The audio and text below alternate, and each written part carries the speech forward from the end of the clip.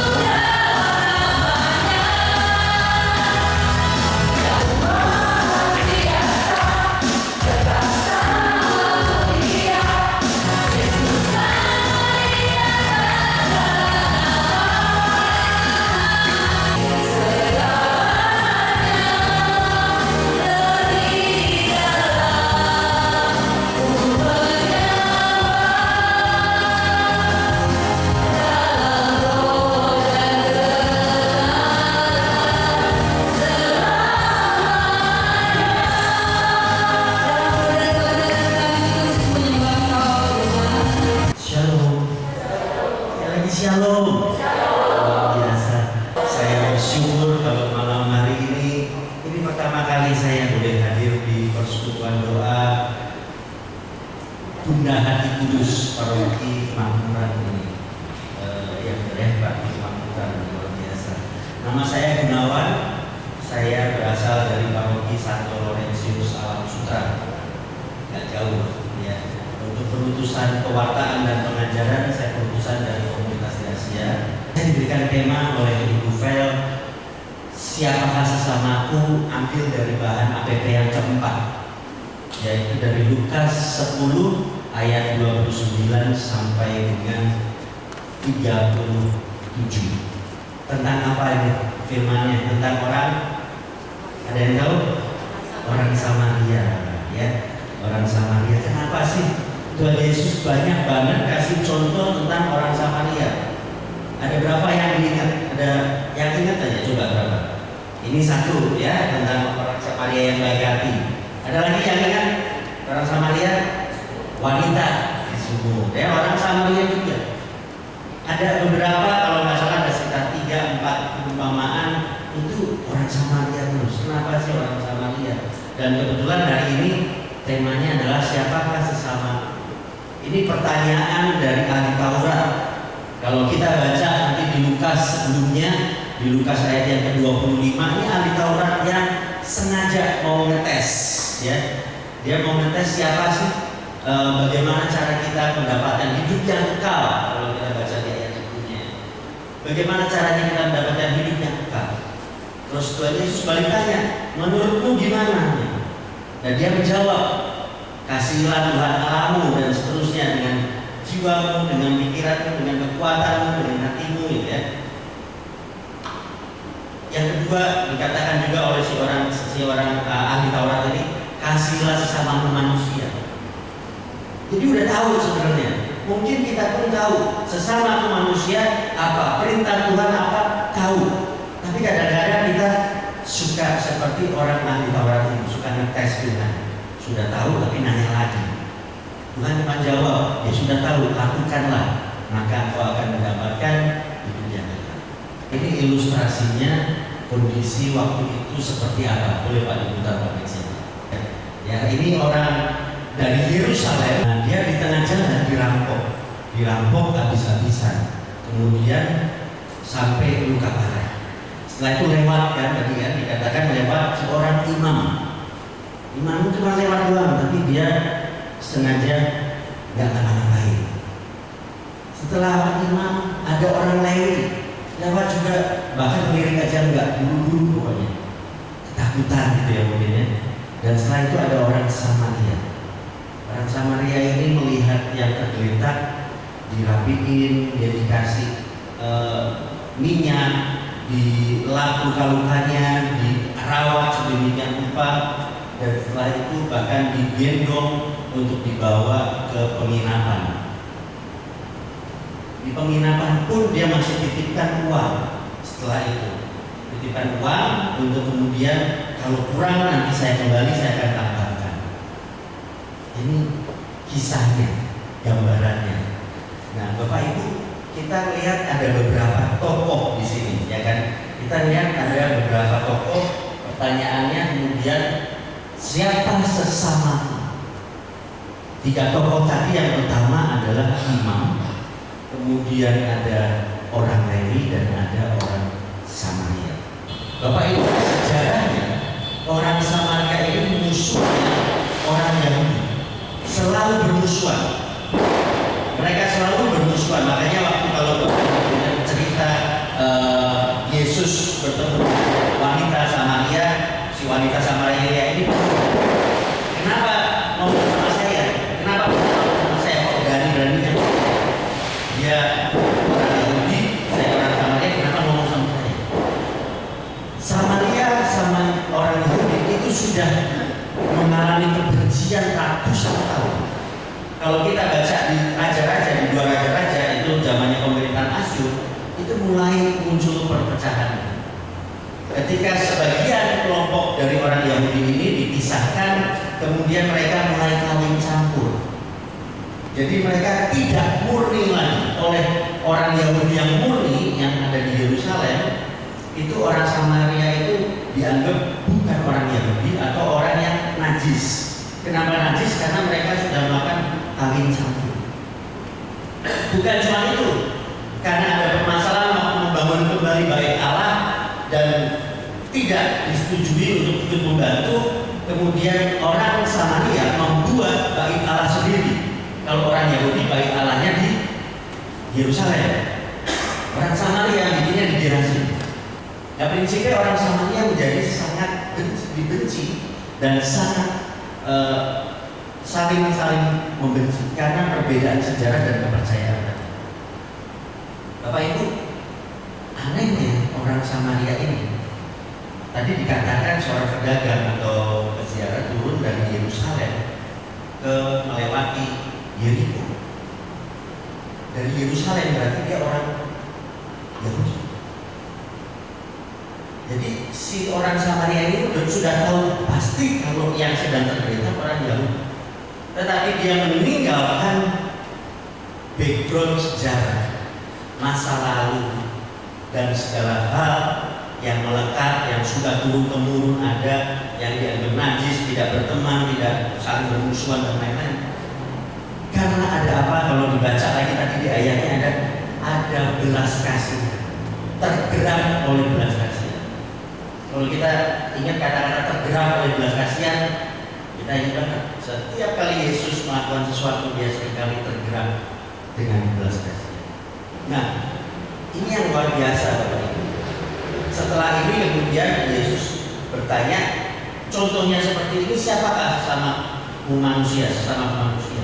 Dan orang-orang ahli Taurat itu menjawab, yang menolong adalah kesana.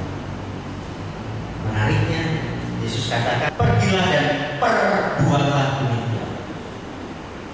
Ada 2 hal yang sedikit berbeda.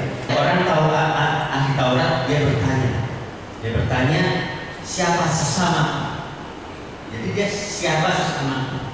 Tapi Yesus, kalau kita cermati di sini dia katakan pergilah dan perbuatlah demikian. Kalau yang melakukan, jadi bukan sesama itu bukan yang ditolong, tetapi sesama itu adalah orang yang mau menolong siapapun. Yang diajarkan Yesus adalah kasih sejati, tidak melihat perbedaan, tidak melihat suku, agama, status sosial, sejarah masa lalu dan lain-lain. Jadi ini harusnya seperti ini, kasih perlu tindakan nyata, membasuh kaki. Itu contoh aksi nyata yang dilakukan oleh Yesus, bahwa mengasihi itu ada tindakannya. Mengasihi harus ada tindakannya. Permasalahannya sekarang ini kita ada di dunia yang seperti ini. Kalau di film The Last Supper terlihat ya, iblis yang menggoda dan merasuki si Yudas. Di bagian akhir juga nanti iblis menggoda dan mencoba menggoyahkan iman Petrus. Bapak Ibu, kita ada di dunia yang sekarang sedang digoyah oleh banyak hal, sehingga kita lupa sesama. Pada saat kita mau melakukan sesuatu, kita banyak hal yang kita pikirkan. Mengasihi sesama itu jadinya sulit, hati jadinya hancur. Kenapa? Karena ada ego yang tinggi. Imam tadi menunjukkan egonya. Terlepas dia mau mengikuti aturan agamanya atau tidak, yang pasti dia lebih mementingkan daripada saya najis. Dia nggak mau jadi najis lagi. Dia nggak mau berkorban untuk seseorang. Dia mau melindungi dirinya sendiri. Ego yang tinggi. Kemudian ada ketakutan atau resiko-resiko tadi ya. Nanti kalau benar, kalau salah. Mungkin juga ada prasangka. Saya dulu kalau di ngasih sesuatu, orang kan seringkali kan minta pengemis lah, atau yang di pinggir jalan yang Mister Cepet itu ya, yang terang lampu merah segala macam. Kadang-kadang tergerak hati melihat orangnya tergerak. Tapi kadang-kadang saya punya prasangka. Saya seringkali malah punya prasangka nanti kalau dikasih males. Bahkan prasangkanya sampai sekarang ini kita juga kalau kemarin ikut APP di bagian ketiga kan tentang diskresi. Kita harus bijaksana dalam hal melakukan kasih atau berbagi. Sering ya ada dengar anekdot ini. Orang itu kalau dikasih sekali terima kasih. Benar? Dikasih 2 kali mulai biasa. Dikasih 3 kali berharap. Misalnya Januari dikasih, Februari dikasih, Maret dia mikir saya harusnya dapat lagi. Dia berharap. April dia nggak dikasih, marah. Karena udah jadi kewajiban. Jadi ada banyak orang juga memberi, kemudian ini yang kemudian menjadi prasangka, menjadi orang trauma, takut untuk memberi. Nah banyak hal seperti ini yang kemudian menjadi beban. Kita jadi lupa siapa sebenarnya sesama kita ini. Zaman modern ini semua nggak ada lah yang ngomong mungkin benar-benar lepas dari egonya. Semuanya yang dipentingin ego. Semuanya yang dipentingin bukan urusan saya.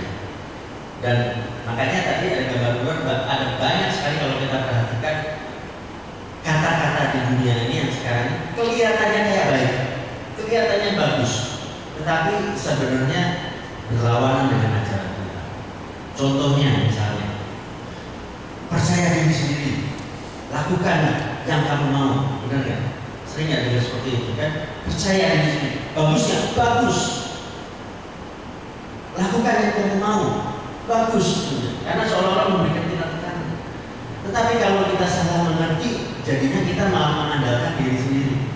Kita tidak mengandalkan Tuhan. Karena yang diajarkan Tuhan bukan demikian.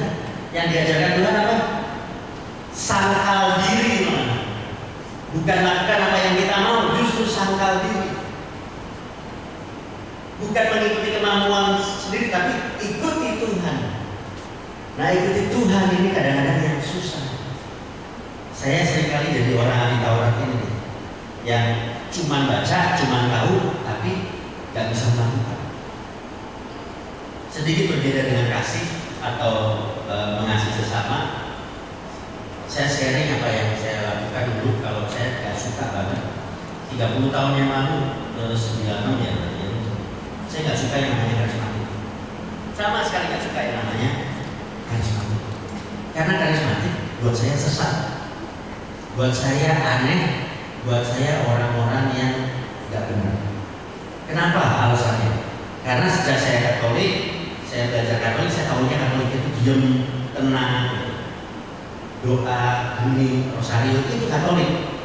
Diajak ke karismatik, tepuk tangan, angkat tangan, menyanyi, terus nanti sebentar ada yang nangis misalnya. Nanti ada bahasa-bahasa yang saya nggak tahu. Yang saya tahu, saya jadi ahli namanya, saya baca kitab suci, bukan saya nggak baca kitab suci. Saya baca kitab suci, tapi saya mengartikannya dengan pikiran saya sendiri. Contohnya tentang bahasa roh. Bahasa roh dulu pemahaman saya adalah orang yang berbahasa roh itu harus ada yang ngertiin. Kalau nggak ada yang ngertiin, sesat itu. Padahal pengertiannya bukan begitu. Demikian ada banyak hal pengertiannya bukan demikian. Jadi saya nggak pernah suka yang namanya karisma. Waktu saya kuliah diajak, tetap saya nggak suka. Waktu saya sudah selesai kuliah, lagi kerja, diajak lagi. Kali ini yang ngajak pacar, gitu ya. Pacarnya ngajaknya ke Cikanyere. Ya sudah lah, karena yang ngajak pacar itu kan yang namanya cinta harus pasti ngikut. Suka nggak suka pasti ngikut. Ke Cikanyere nggak suka saya. Ada yang di sini ada yang belum pernah ke Yohanes. Semuanya udah pernah ya. Saya nggak suka. Dulu masih pakai di kapel bawah. Saya duduk selalu di belakang dan saya anggap nggak benar. Romo Yohanes kalau lagi doa 30 tahun yang lalu dia masih muda, masih segar. Dia doa, kemudian setelah doa penyembahan, dia selalu kemudian bersabda pengetahuan atau penyembuhan. Di bagian belakang ada yang sakit dadamu, pegang dadamu dan engkau sembuh. Saya nggak percaya. Saya cuma mikir sugesti. Sebelah kiri ada yang sakit kepala, goyang-goyangan kepalamu hilang. Sakitnya yang hilang ya. Saya nggak percaya. 2 kali, 3 kali, sampai 4 kali, 5 kali kalau nggak salah saya datang, saya tapi tetap duduk di belakang. Kenapa mau datang terus? Ya karena diajak. Karena cinta tadi dia sudah ngikut. Karena cinta mau melakukan. Tapi saya tetap duduk di belakang, saya nggak suka. Orang nyanyi tepuk tangan ya saya diam aja. Saya bukan tujuannya untuk menyembah Tuhan.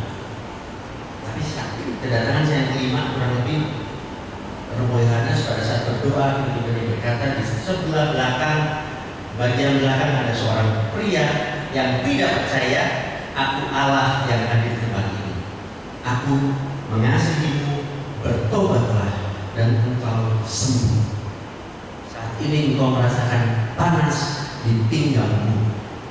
Pinggang saya waktu itu lagi sakit banget kok. Dan saya ngerasain panas itu. Jadi pinggang saya ini saya lahir besar di kota Kudus, tetangganya Yesus, sama-sama orang Kudus ya. Kudusnya beda kan ya. Kemudian saya dari kelas 6 SD sampai kelas 3 SMP, Kudus selain makanan yang terkenal apanya? Ada yang tahu? Soto makanan selain makanan kan? Selain rokok makanan ada badminton kan? Ada lim sweeping gitu kan ya. Itu jagonya Kudus kan zamannya lim sweeping, Astomo Arti, Haryanto Arti dan seterusnya. Saya latihan dari kelas 6 SD sampai 3 SMP itu badminton di PB Jarum Kudus. Latihannya dari hari Senin sampai dengan Sabtu bertahap, kemudian sampai yang terakhir itu Senin sampai Sabtu jam 2 siang sampai jam 7 malam. Kecuali Rabu sama Sabtu di situ. Jadi mungkin dengan latihan yang intensif ada cedera dan itu kumat-kumatan. Hari itu dari pagi lagi sakit banget. Istilahnya jalan kalau naik ke Romo Yohanes saja agak pelan-pelan gitu. Detik Romo Yohanes ngomong panas, saya ngerasain panas banget. Tapi saya ini manusia yang tidak percaya. Saya mengandalkan pikiran saya mengandalkan otak saya mengandalkan perasaan saya yang sesat. Saya baca kitab suci tapi cuma seperti orang-orang ahli Taurat, ngerti doang, nggak mau memahami, tidak mau mencari lebih dalam, tidak mau melakukan. Jadi saya tolak, saya kebetulan saja. Tapi Tuhan kita itu baik, amin. Toh sekarang ini kita katakan Tuhan baik sama kamu. Nggak berhenti ternyata, masih sekali lagi. Romo Yohanes masih ngomong, hei, tambahin hei kamu yang di belakang seorang pria, percayalah, aku Allah yang benar-benar hadir di tempat ini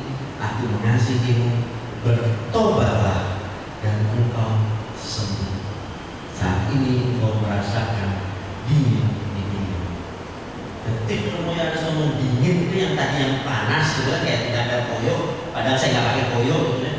Tiba-tiba berasa dingin banget kayak ditempelin es. Di situ saya menyerah. Di situ saya mulai belajar. Di situ saya mulai belajar tentang Yesus, tentang kitab suci, tentang bahasa, dan saya mulai bergabung dengan komunitas. Gak berhenti tadi. Setelah itu lebih dalam, perintah Yesus itu sebenarnya susah atau gampang sih Bapak Ibu? Susah gampang. Yang susah apa ya? Tante, Oma, yang susah apa salah satunya? Mengampuni susah atau gampang? Susah gampang. Padahal Tuhan Yesus ngomong di 1 Yohanes 5 ayat 3 dikatakan, perintahku tidak berat bagi yang mengasihi. Makanya tadi saya tekankan, karena saya mengasihi pacar saya dulu, saya melakukan walaupun saya nggak suka, saya melakukan. Nah, pertanyaannya dari Bapak Ibu, perintah Tuhan ini Tuhan mau minta kita lakukan. Kalau kita manusia, maka sesama manusia adalah orang yang melakukan perintah Tuhan. Bukan siapa, tapi kita yang melakukan perintah Tuhan kepada orang lain. Itu sesama manusia. Jadi yang paling penting itu ini.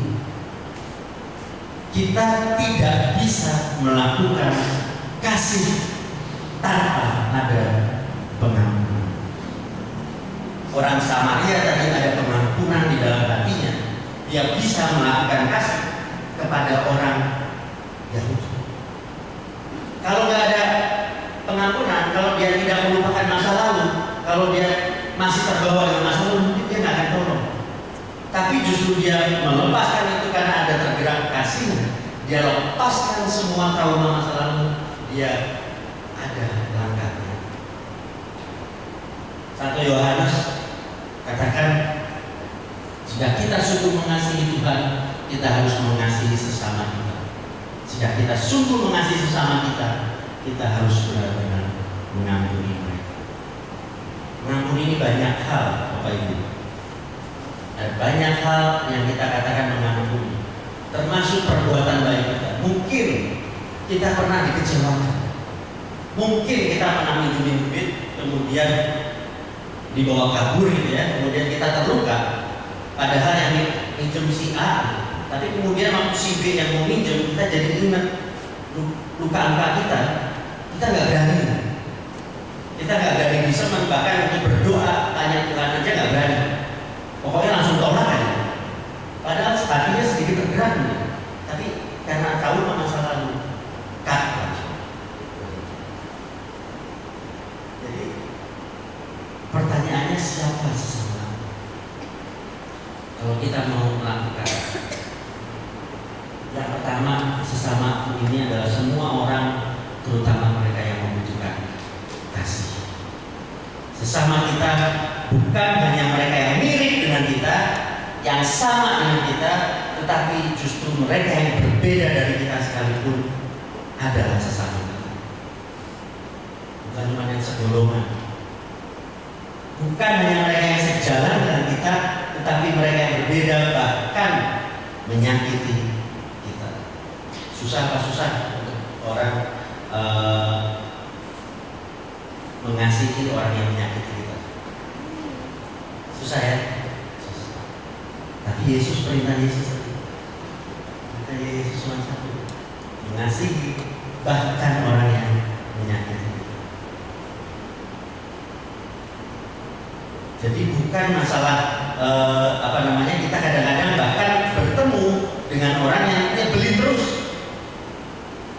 dan kita mulai beranggapan bahwa ini bukan sesama saya karena nyebelin banget.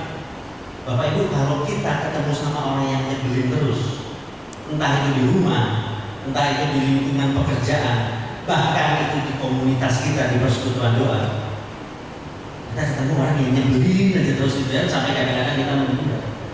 Mungkin Tuhan lagi mau ngajar kita loh, untuk kita belajar mengerti sesama.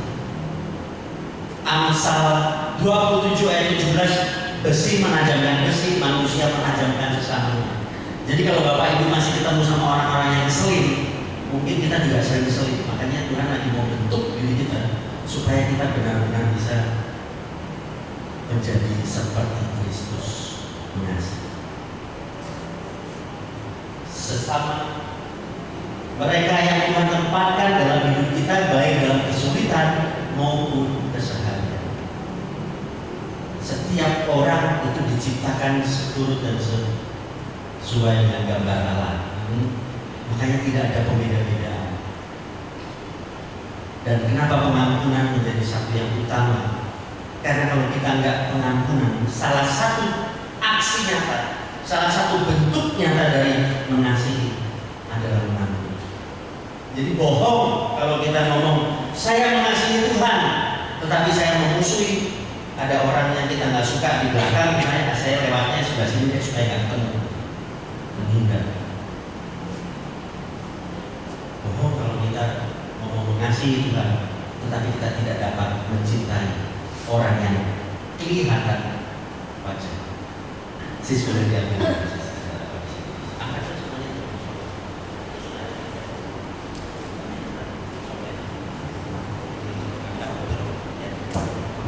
Bapak Ibu, ini hatinya Bapak Ibu yang akan ini. Waktu awal itu kan masih polos, masih suci gitu ya. Kemudian selama hidup Juve sampai sekarang ketemu orang yang ngeselin ya. Ya, begitu ngeselin juga sobek sekarang. Orang sobeknya dia. Nah, terus ketemu lagi ya sama orang yang ngeselin ini, masih ketemu lagi ya. Terus mengalami kekecewaan, pernah mengalami hal yang membuat kita jadi trauma, membuat kita jadi berprasangka buruk dengan orang, sehingga hati kita udah cabut maut dan cabut. Bapak Ibu, saya tahu mengasihi itu gak gampang, melakukan perintah Tuhan gak gampang. Tetapi Tuhan sudah berfirman 1 Yohanes 5 ayat 3, kalau kamu mencintai aku, perintahku tidak berat. Dan Tuhan, kalau kita sekarang masa prapaskah, sebentar lagi Tuhan kirimkan buat kita semua roh penghibur, roh yang memberi kita kekuatan, roh yang memberikan kita keselamatan, yang memberikan kita kemampuan, termasuk untuk mengampuni. Kita tinggal balikin sama Tuhan, kemudian kita berdoa kepada Tuhan. Kita tinggal berdoa untuk Tuhan mampukan saya melepaskan segala trauma, mampukan saya untuk melepaskan pengampunan. Mungkin kita nggak sanggup. Saya pernah punya pengalaman juga sama. Saya kerja waktu itu masih muda ya, umur 26, kemudian berantem sama manajer saya. Manajer saya benar-benar berantem, kemudian istilahnya karena di konsultan modelnya by project, saya sampai ngomong, saya nggak mau bantuin kamu di project next selanjutnya, karena project sama dia udah mau selesai. Itu saking jengkelnya, udah sampai mau udah gitu lah. Tapi waktu saya ikut retret, kemudian dikatakan tentang pengampunan, bayangkan orang yang saat ini sedang kamu benci, yang muncul kok dia, bukan orang lain, yang muncul dia. Dan waktu pulang, saya cuma diminta untuk mengampuni dia. Gak tahu gimana, pokoknya cuma diminta. Saya nggak bisa, saya masih sakit hati banget, saya di goblok-goblokin itu sakit hati. Tapi saya percaya waktu itu malam pagi hari saya waktu berdoa mau ke kantor, saya cuma minta kekuatan dari Tuhan. Saya minta kekuatan dari Roh Kudus. Roh Kudus mampukan, bukan saya yang bicara, tapi Tuhan melalui Roh Kudus yang mampukan hingga saya minta maaf. Saya nggak salah, tapi saya berusaha untuk minta maaf. Pagi itu saya beli roti, datang ke kantor, kemudian saya datang ke boothnya dia, ke ruangan dia, saya langsung salami dia kayak teman-teman Juve kan. Saya minta maaf ya. Jul, namanya bukan Juve, Jul. Saya minta maaf, saya salah. Dia cuma ngomong, dan dia cuma ngomong, iya, saya juga salah dan saya juga minta maaf. Dan uniknya setelah itu plong rasanya segala macam.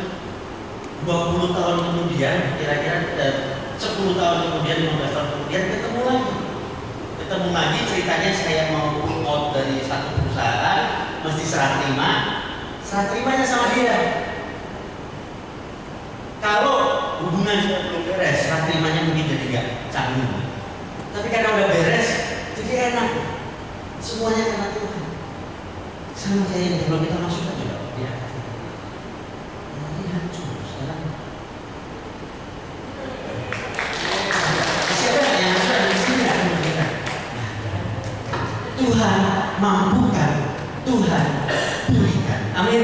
Pergilah dan perbuatlah demikian. Kaulah segalanya.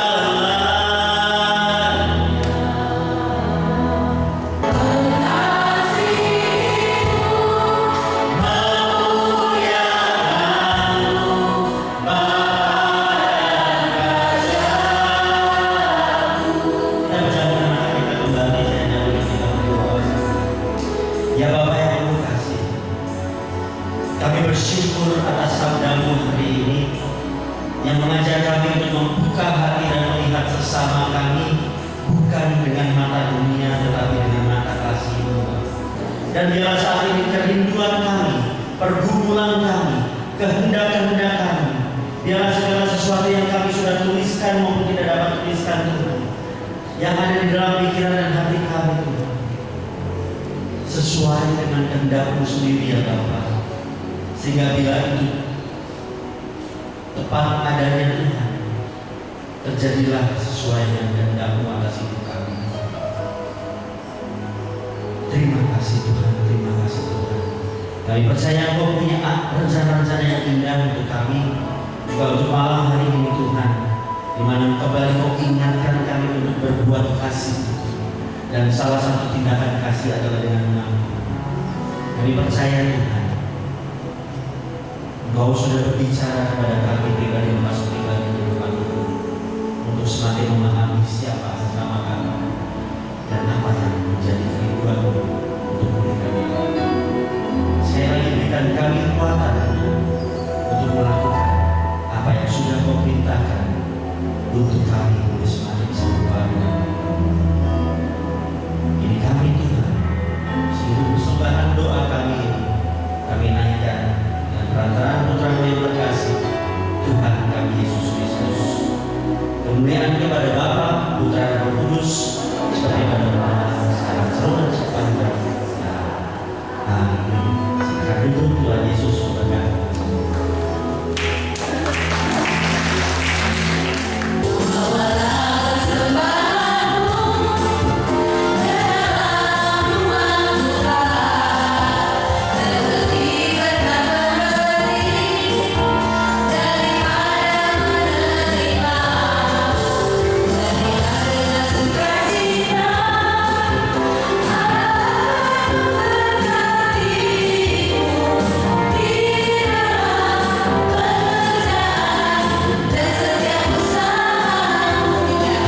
Ada seseorang yang Tuhan kirim untuk kita akan ceritakan bagaimana beliau ini berproses bersama dengan Tuhan dan mengalami cinta Tuhan yang luar biasa. Saya mengundang dengan hormat Bapak Sonu. Shalom, selamat malam. Saya mau sedikit membagikan kebaikan Tuhan atas diri saya, yang mana beberapa bulan yang lalu, tepatnya bulan November, saya sebelah kanan kaki, sebelah kanan bawah itu ditumit tumbuh tulang muda. Jadi kalau berjalan itu sangat-sangat sakit. Saya cuma hanya bisa berdoa sama istri dengan anak-anak dan semua, pasti rencana Tuhan indah pada waktunya. Jadi kalau kita kadang-kadang ya dengar kiri, dengar kanan, jadi lebih bimbang, lebih ragu. Saya putuskan no, saya punya Tuhan yang dahsyat dan luar biasa.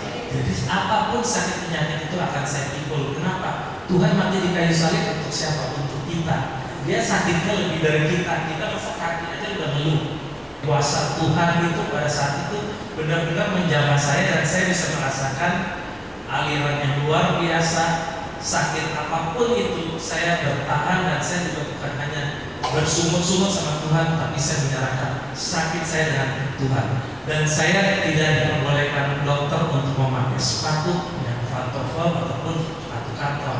Jadi saya pakai sepatu skate beberapa lama itu, Tapi puji Tuhan sekarang saya udah boleh pakai sepatu kantor kembali.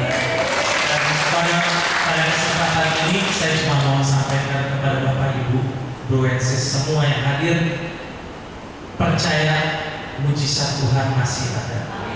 Kalaupun saat ini kita sedang dalam masalah sakit penyakit, masalah rumah tangga, masalah apa, percaya Tuhan punya rencana. Dan setiap sakit penyakit Tuhan kalau kasih ke kita, Tuhan punya maksud dan tujuan menguji iman kita. Apakah kita dengan penyakit atau dengan masalah kita masih kuat atau tidak, atau kita bersungguh-sungguh. Jadi pesan saya pada malam hari ini, dan saya waktu itu juga bersharing dengan Pak Indra, mungkin juga udah tahu soal masalah ini. Kalau kita bawa dalam doa dan kita serahkan 100%, jangan 90%, jangan 50-50, 100% pada Tuhan, pasti mujizat itu nyata. Amin. Saya thank you so much. Thank you Pak Sonu, dan saya percaya teman-teman juga sangat diberkati dengan kesaksian Pak Sonu yang luar biasa. Saya menunggu teman-teman juga memberikan kesaksian yang memberikan pada Tuhan untuk kita semua. Setuju?